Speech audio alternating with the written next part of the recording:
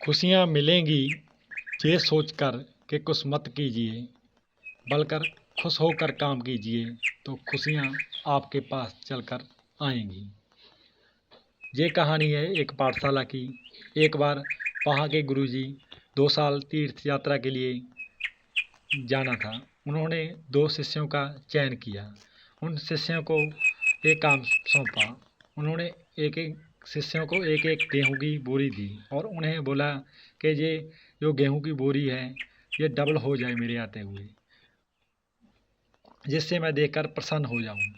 तो एक शिष्य ने क्या किया, उस गेहूं की बोरी को लकड़ के बक्से में डाल लिया और जहाँ पर गुरुजी विराजमान होते थे वहाँ रख लिया और वह विधि विधान से उसका डेली पूजा पाठ करता रहा।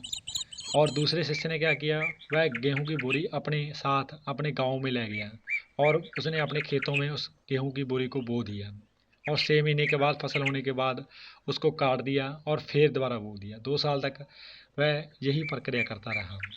जब 2 वर्ष के बाद गुरुजी वापस आए तो दोनों शिष्यों को बुलाया गया। पहले शिष्य ने बोला, गुरुजी मैंने आपके द्वारा दी गेहूं की बोरी को लकड़ी के बक्से में रख दिया था और उसका विधि विधान डेली पूजा पाठ किया करता था।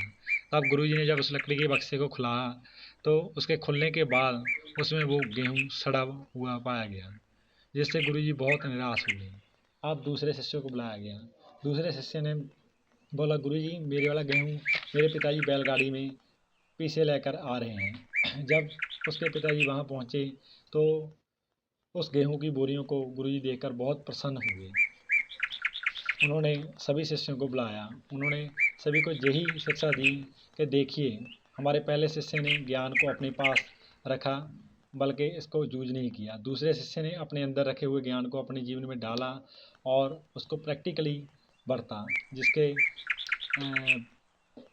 नतीजे से आज जो गेहूं है वो बढ़ गया है, उसको सर्वश्रेष्ठ गोश्त कर दिया।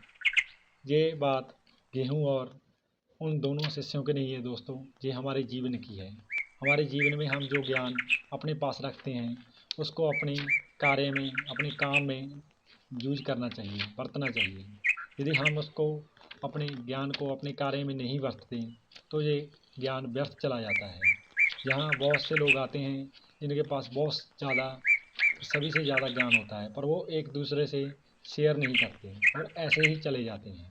इसलिए अपने ज्ञान को अपने काम में ऐसी बातों को बरतते रहें जिससे आप हमेशा कामयाब हो सकेंगे और सकारात्मक सोच को प्राप्त करते रहें। धन्यवाद।